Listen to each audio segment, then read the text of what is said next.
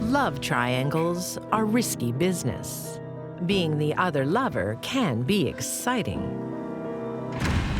Go, go, go, go! But not if you set your sights on becoming number one.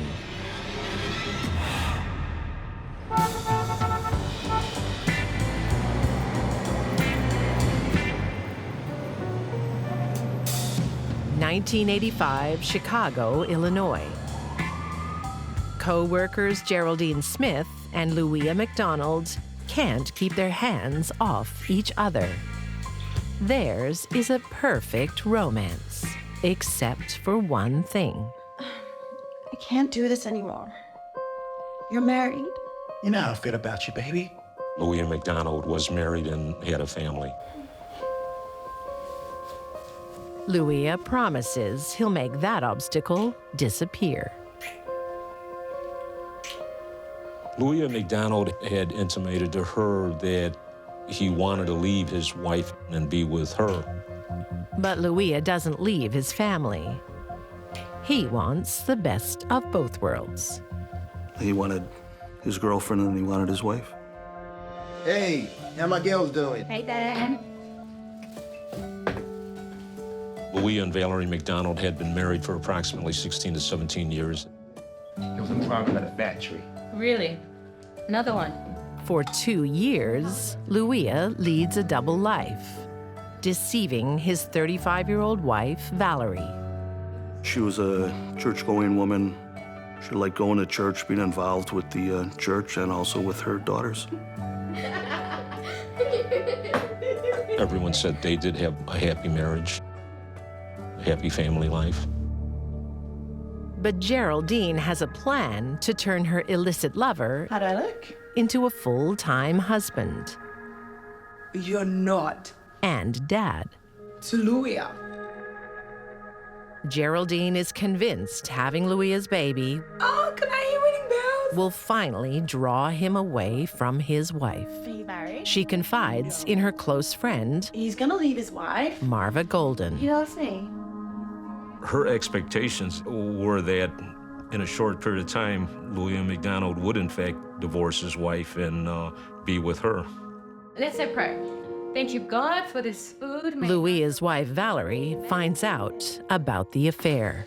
But being a forgiving Christian woman, she's willing to give their marriage another chance.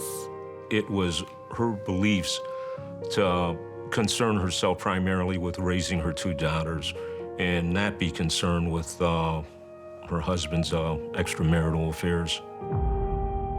He and his wife were trying to make everything right and stay together.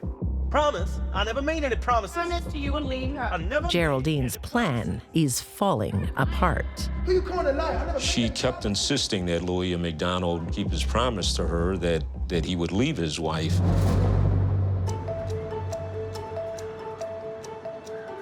Down under in Sydney, Australia, 25-year-old engineer Manisha Patel is also lovesick. Soon after migrating from India in 2008, her marriage breaks up. That had to be hard to deal with. Alone in a strange country, Manisha seeks companionship. And she knows where to look. She went to an Indian matrimonial website. She wanted to make sure she found someone Indian, somebody from the same sort of background as her. That was very important to her. Niraj Dave is looking for the same thing. This site is for people who are genuinely looking for somebody to marry. Try this, friend mine.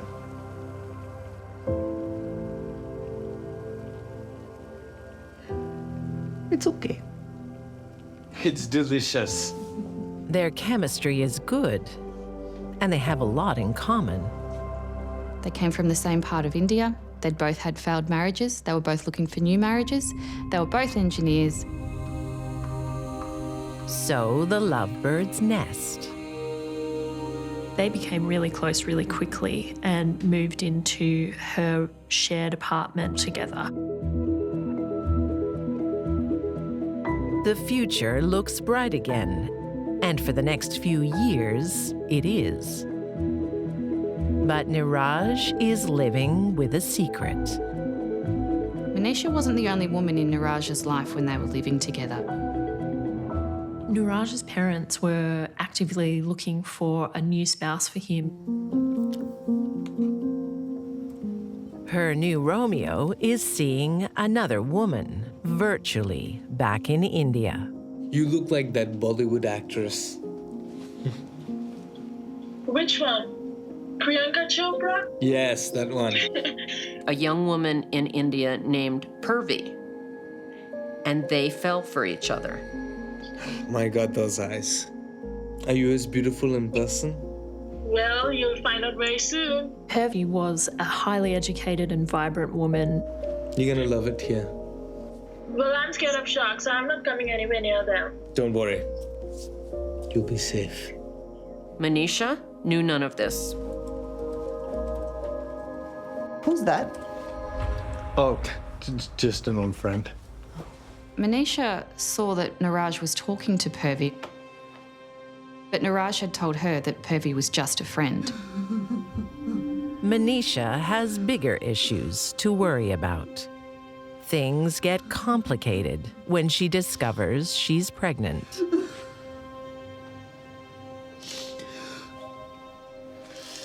Everything will be fine. I've brought shame on my family. That is a horrible shock for her. It's on this home. To be pregnant out of wedlock is a terrible source of shame for her. So she decides to get an abortion, which is something that is truly agonizing for her. To rub salt into the wound, You have to understand. Niraj delivers another bombshell. I am promised to another. What? Who? It's been arranged by our families.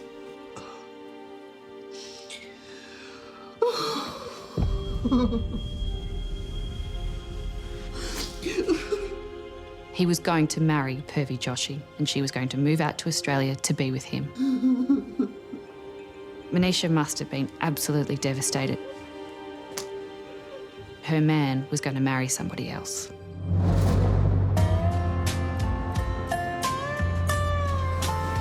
In Chicago, Illinois, Geraldine Smith thinks the arrival of her baby will finally convince lover Louis McDonald to leave his family. She gave birth to a baby boy, which she named Louis McDonald Jr., in anticipation that someday soon that Louis McDonald would be divorcing Valerie McDonald and coming to stay with her. I want to speak to Louis. But her plan backfires.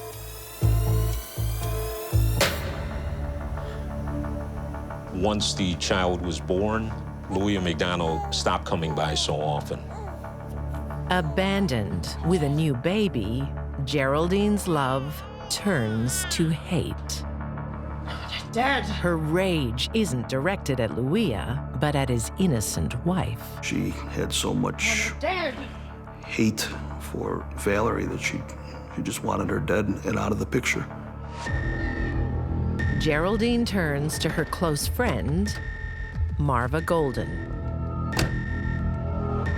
I want that bitch dead was a constant refrain in her household to Marva Golden. Marva knows the kind of people who can make Valerie pay. Eddie Williams had been recently released from the Illinois Department of Corrections.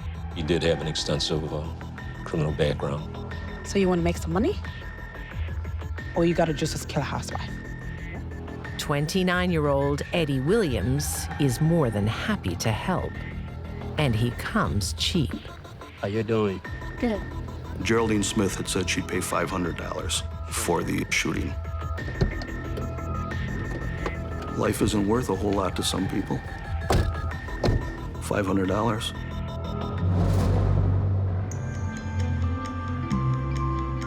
In Sydney, Australia, Try this. after living with Niraj Dave for 18 months, Manisha Patel is being usurped. It's delicious. Her love rival is about to arrive from India. But Manisha shows no anger. She even helps Niraj set up house for his bride-to-be. We love it. Great. I've got the tenancy agreement here if you'd like to sign. Yeah, sure. She helped him find an apartment. She even helped him buy a matrimonial bed. All this time knowing that Purvi was in effect going to take her place, both in Niraj's life and in his bed. Manisha was willing to humiliate herself, do anything to be close to Niraj. When Purvi arrives, Manisha must make way. Got to go to the airport. Put it down. Yeah, okay. We have to go, okay?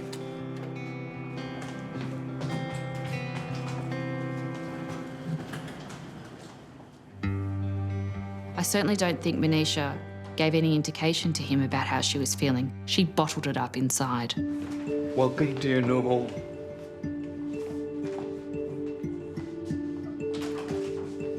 Upstairs.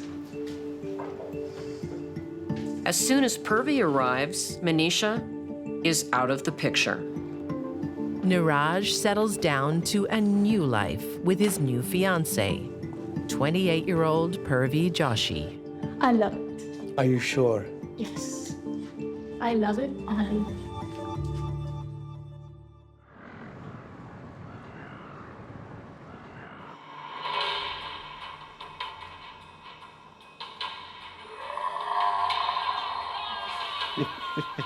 Don't worry, it's just a movie. But Manisha isn't giving up. Hi, what's up? I need your help. I'm so scared. The fact that Niraj was now living with his bride-to-be didn't stop Manisha from loving him or trying to be with him. What's wrong? A friend's in trouble. Manisha was keeping in close contact with Niraj. She was phoning him and texting him. Yeah, sure. Come over.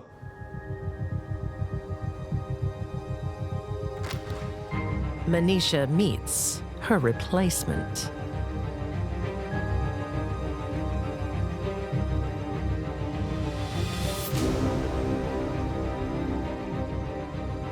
Purvi had no idea Manisha existed, but Manisha knew all about Purvi. Seeing Niraj and Purvi together just came to crystallize for her just how desperate her situation was. On July 30th, 2013, Manisha is up earlier than usual. Ostensibly, she was getting up that early to go to work. Manisha's flatmate saw her kneeling and praying in front of a shrine, something she had never seen Manisha do before. Manisha doesn't like the new arrangement, so she's going to change it.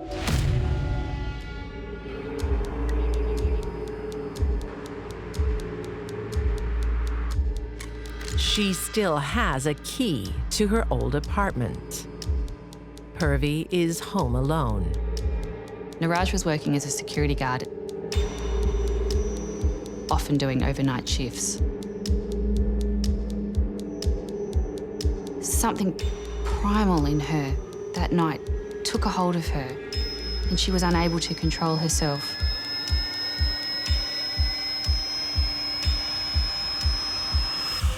She put her hand over Purvi's throat, and she put her hands around her neck and started choking her.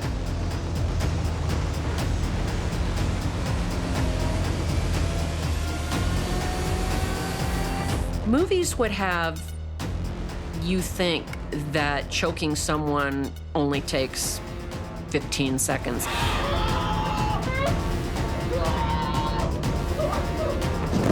It actually takes a tremendous amount of strength.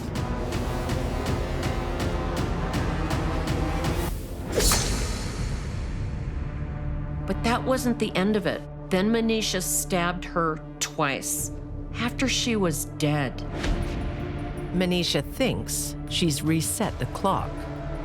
She thinks that with Purvi out of the picture, she and Niraj can get back to having life as it was, the life that she knew and the life that she obviously loved with him. Niraj returns home from work Purvi! to discover his worst nightmare. Purvi! Purvi! Purvi! Purvi is new to the country, but Niraj knows one person who would want her dead. And by coincidence, Manisha has also been stabbed. Hi, Manisha. How you feeling? I'm okay, sir. What happened again on the night of the stabbing? There were two of them. Two. They wore masks, so I couldn't see their faces. Manisha said that she was attacked by two men as she was walking home. Then one of them stabbed me here. It turned out that she stabbed herself. She was trying to deflect attention from the police investigation. Manisha's fate is sealed when the police check CCTV footage of the victim's residence. She was seen on surveillance tape going into the building and coming out of the building in the middle of the night. When confronted with the evidence, she admits to the killing, but claims self-defense. But again, her story falls short. Manisha's jealous history and self-inflicted wounds simply hasten her road to court. Manisha's thinking was so off-center. She actually thought by eliminating her rival, Niraj would want her. In 2015, Manisha is found guilty of murder. On appeal, her conviction is quashed, and she faces a new trial. In 2018, Manisha Patel is convicted of manslaughter. She is sentenced to 9 years and 4 months behind bars. Manisha is highly unlikely to kill again. Like most people convicted of murder, she had a very specific reason and motivation for doing it, and that's over.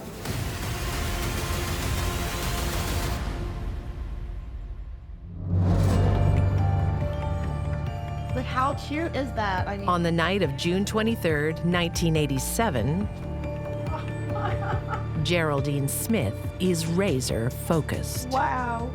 She sets up an alibi, spending the evening with family. How adorable. Then sends her hired help out on the streets of Chicago to do the dirty work. Louis McDonald picks up his wife and daughters after church. Hey, how was it? It was so much fun. Yeah, we learned a new song. The pastor asked about you. Yeah? Mm-hmm. So I'll be there next week? Yeah, right. Praise the Lord. He's a savior. Nearby, the hired assassins lie in wait. Marvin Golden waited in the car with the engine running while Eddie Williams stood on the corner waiting for the McDonald family to return home. And that's where Louia's love triangle explodes. She was shot to death in front of her children. The two young daughters were highly traumatized. 2 days later, 37-year-old mother of two, Valerie McDonald, dies in the hospital. It was a gunshot wound to the head. She went down immediately. I don't believe she ever actually regained consciousness. Did you take care of it? Yeah, stop. Pay him. Geraldine thinks she has won. This was the whole master plan of Geraldine, to seize the husband that she couldn't have from Valerie. And the easiest way out was to eliminate Valerie McDonald, which she did. What Geraldine doesn't know is the cops are already on her trail.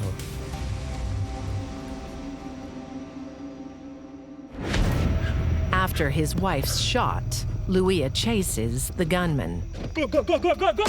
When he sees the getaway car, he realizes who's behind this shocking attack. He informed the detectives that that car looked exactly like his girlfriend Geraldine Smith's car. Their prime suspect says she was at home with family all night. She's so cute.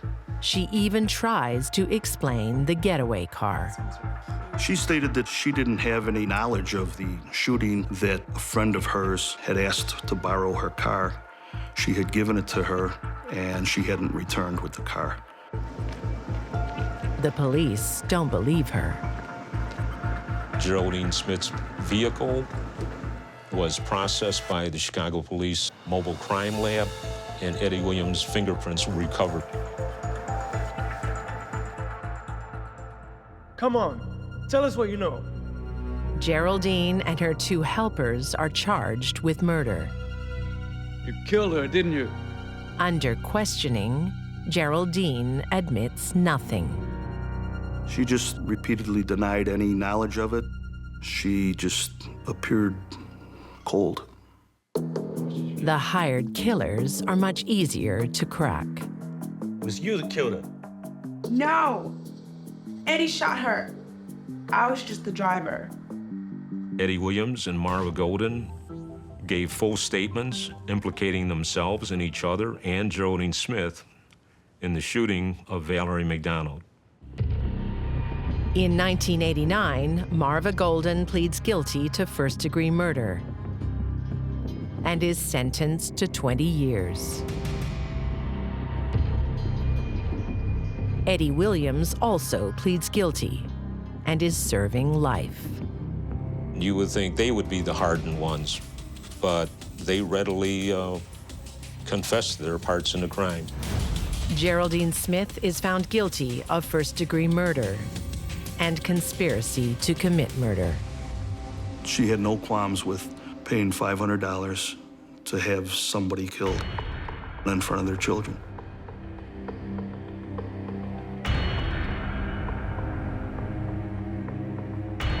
In 1991, she is sentenced to death, later commuted to life in prison. 17 years later, in 2008, Geraldine Smith is released on parole. Geraldine Smith is one of the few truly evil people, male or female, that I've ever had to interview.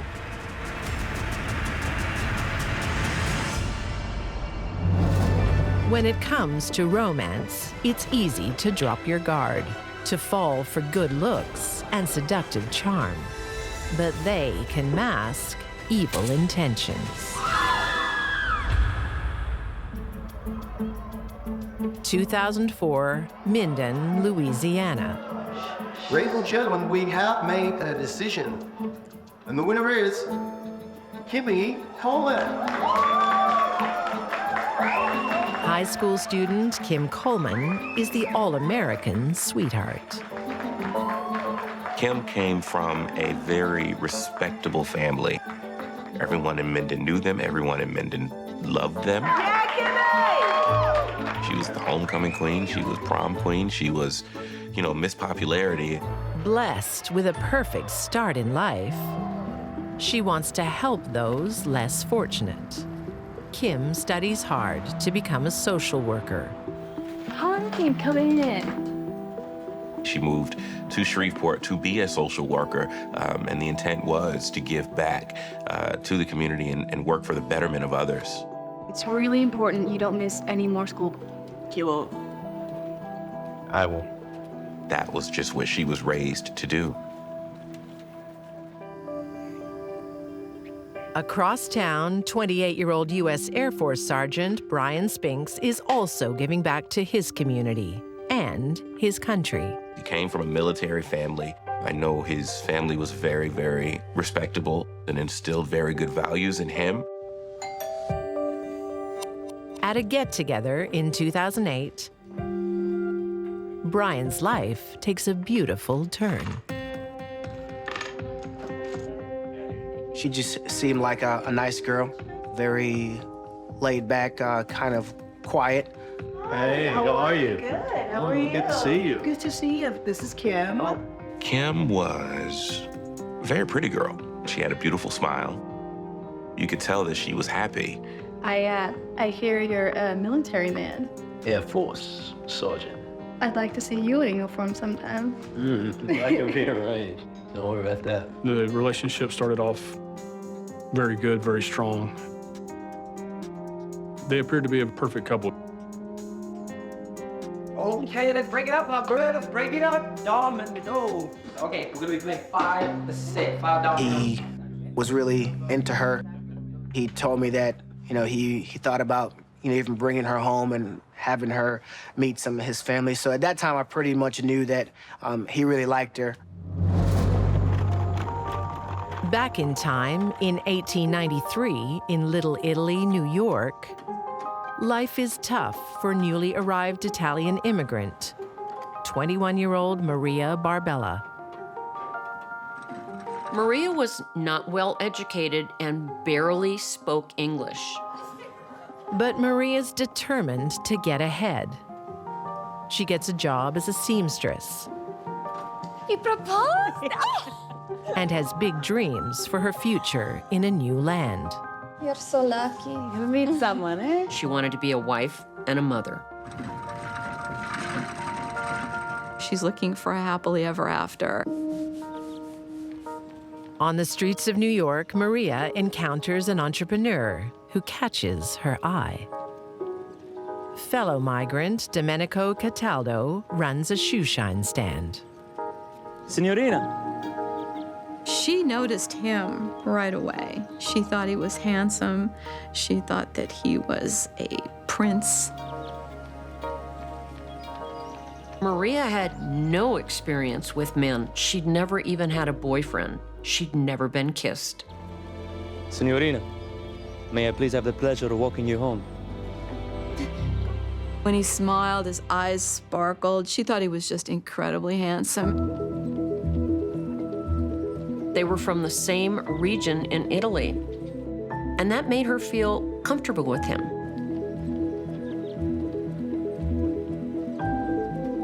She's hoping and praying that she's going to see herself in the role of princess to his prince. This country's been very good to me. I have over $900 in the bank. Really? And Domenico's a wealthy catch. If I find the right woman, I will marry her.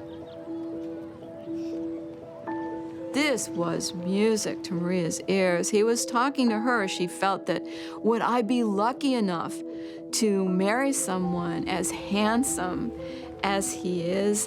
And not only that, but he has a nest egg set aside.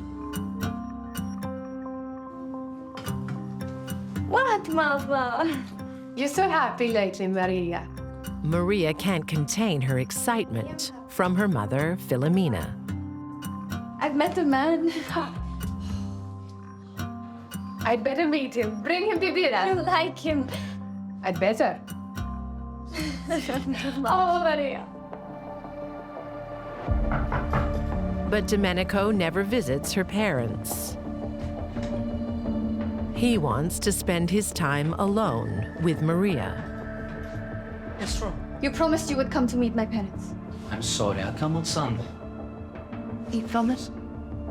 Promise.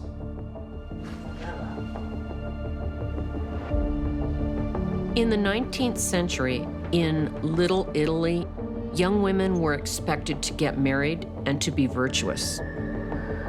Domenico doesn't want to wait.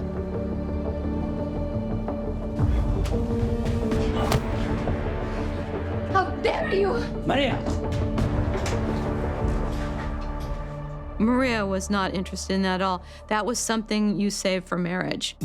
His brutish behavior shatters Maria's romantic dream. She turns to her mother for advice. Oh, Maria! How could you let this happen? I'm sorry, Mama. You should never have been alone with him.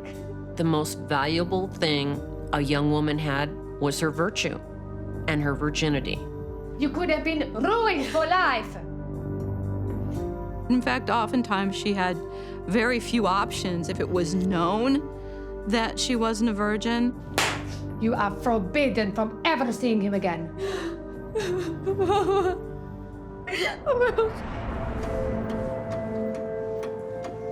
For months, Maria obeys her family's wishes.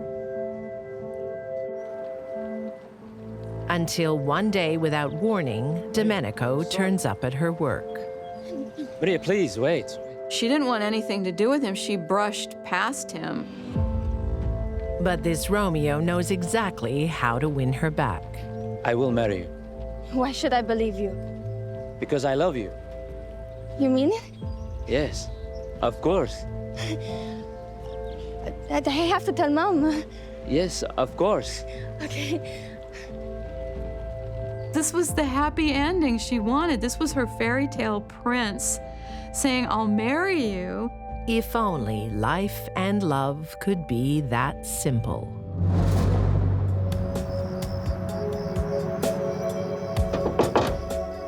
In Shreveport, Louisiana, At your service, man. You're crazy. Kim Coleman thinks she's met her Mr. Right, military man Brian Spinks. Let's go away this weekend. Oh, sorry. What can do? But I want to be with you. Not 24/7. Brian was a fun guy. He loved going out. He loved having a good time. He loved dancing. He loved, partying in Shreveport. The former prom queen is accustomed to a lot more attention. Kim was a young lady who had never been rejected. She was always the prettiest. She was the it girl. She was always chased. People always wanted her. Not having Brian at her beck and call doesn't sit well. What are you looking at? You really can't help yourself, can you? I'll be back. She would become very jealous of Brian, making accusations that he was with other people. Man, she'd be crazy sometimes.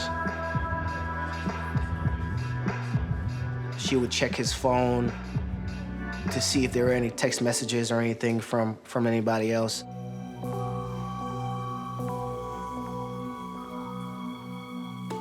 Kim had a fatal attraction. I mean, that's the best way to put it.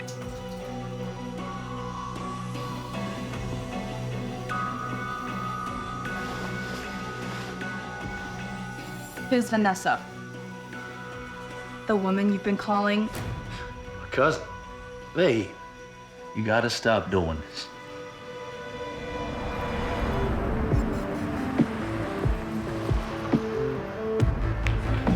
Brian decides it's time to take a break. Kim suspects he is seeing other women. She was a very jealous, very angry person when she realized that Brian did not want to be with her. She tracks him down to a local club.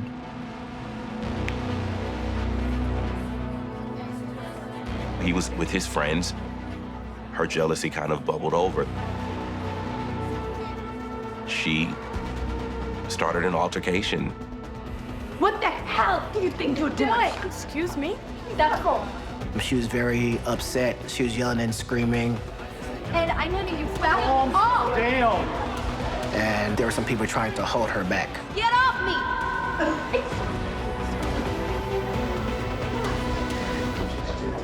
She was always picking fights and arguments when it came to anybody other than her.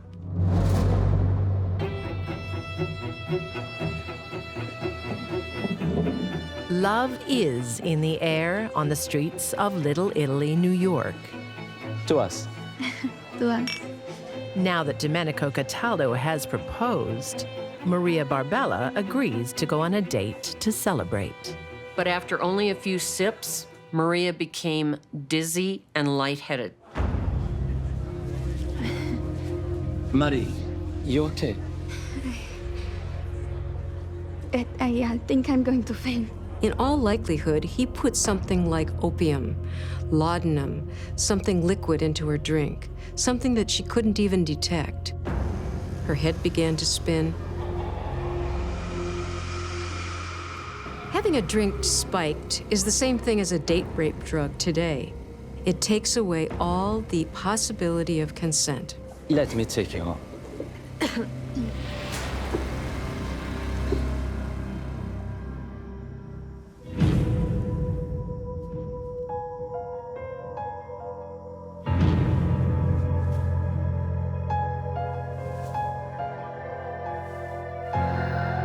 This is so demeaning to her as a woman, so calculatedly cold.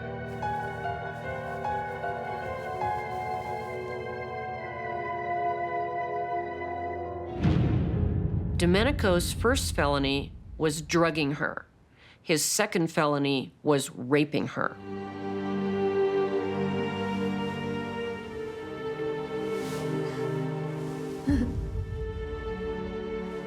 I'd like to congratulate you on your virgin purity. As the realization that she had been raped dawned on her, she would have been horrified. You're a woman now. And it only gets worse. You like my cooking. You want me in your bed. Then why won't you marry me? This is why. It's my wife and children. They're still in Italy. Domenico had a wife and family back in Italy. He kept that to himself. No, you're lying. But what about me? He then offers an indecent proposal. I'll find a man who will marry. He will arrange a marriage for Maria.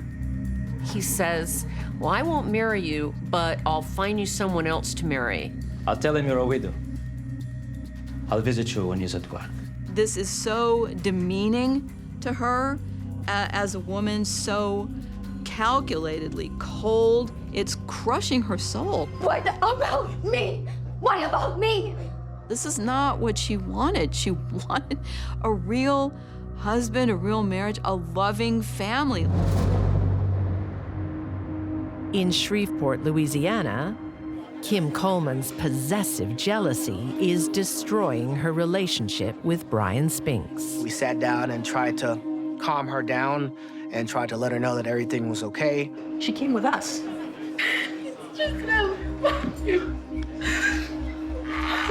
She was crying and she was saying, hey, Shane, you know, I love Brian and I'm sorry, you know, for acting this way. Brian was upset, and he told one of our other friends, hey, just take me home. Y'all adults, what are gonna go? It's the last straw for Brian. On January 16th, 2010, after a night out with friends is ruined, Brian decides to end the relationship permanently. Brian was embarrassed by her behavior. I'm tired of dealing with this. And he left her a voicemail telling her how embarrassed he was and that they were over. If you hadn't answered your phone, I was gonna tell you why. I'm done with you. But you didn't want to answer your phone. It's fine. Kim doesn't get the message because she's on her way over.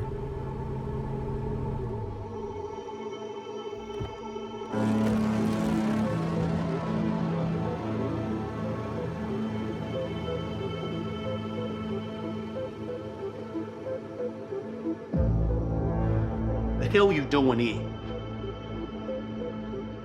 Where is she? Didn't you get my message? I don't want you here anymore. Kim Coleman is a young lady who never heard no. I love you. It's over. Get out of here. Please, we can work it out.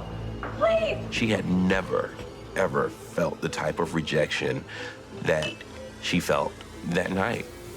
She felt like she had been dumped. That had never happened to Kim Coleman.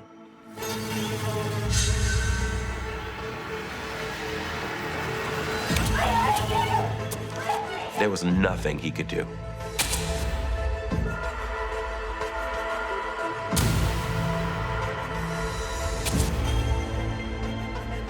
A knife blade from the first knife was broken. It's then believed that she went back into the kitchen, retrieved a second knife, and continued to stab him 60+ times.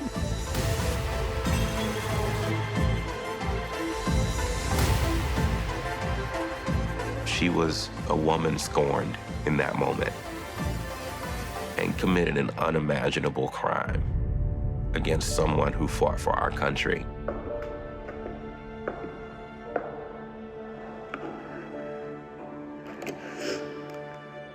What's your emergency? Somebody stabbed my boyfriend. Help me. I don't think she would have made the call to 911 if she knew that he was still alive. I think she thought he was dead. And I think she felt like she had to finish the job before the police got there. Baby, are you okay? You hear Can you hear me? him pleading basically for his life, knowing that the person that did this to him is still right there next to him. Say something. For the 911 operator, Baby. it's the most chilling of calls.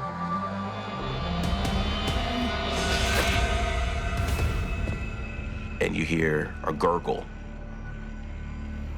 The gurgling sound, it appeared to us at that time, is when his throat was cut. We believe it was during the actual 911 call. It's almost demon-like, what she did. The last horrific moments of Brian's life have been recorded. But Kim still thinks she can save herself by creating an intruder. To give her story credence, she stabs herself. The story she told was that somebody had followed her home and attacked both of them in the apartment. That was the first story she told. But there's no evidence of an intruder, and the 911 call will seal Kim's fate. There was no doubt in my mind that we were looking the person that killed Brian Spinks directly in the eyes. I did it. But he was coming after me. Kim is charged with second-degree murder. The prosecution did such a great job poking holes in her story. The jury knew that Kim Coleman killed Brian Spinks in cold blood. In 2012, Kim Coleman is convicted and sentenced to life in prison without parole. When I found out, I was shocked. I never saw anything like this in her before. I never thought she was capable of anything like this, and I almost couldn't believe it.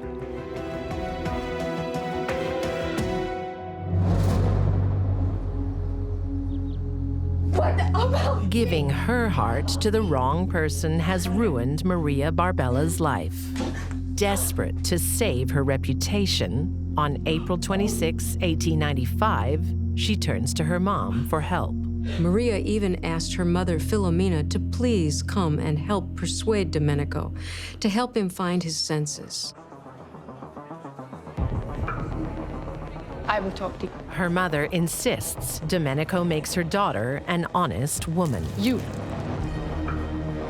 What? You marry my daughter, or she will never be able to hold her head up again. But there's a price to pay. Give me $200 and I'll marry her. Maria, we are leaving.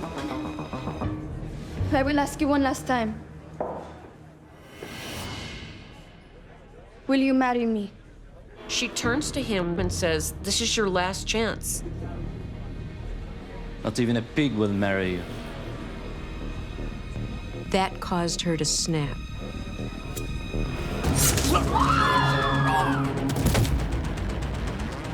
Maria was pushed to a point by him that she could not tolerate.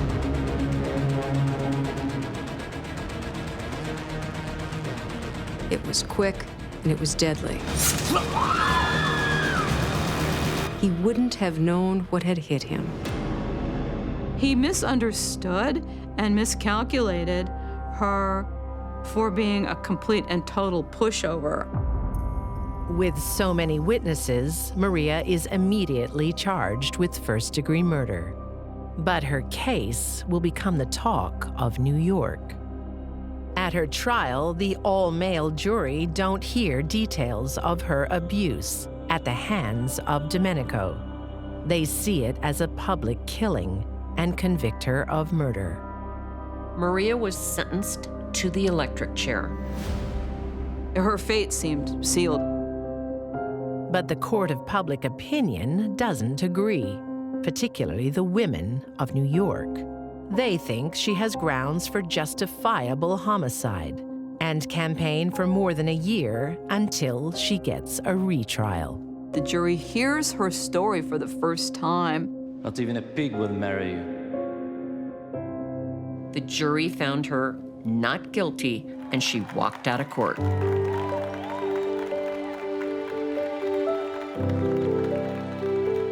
Did Maria kill Domenico? Yes, she did. Was it justifiable homicide? Maybe it was. Is it completely understandable? Oh, yes.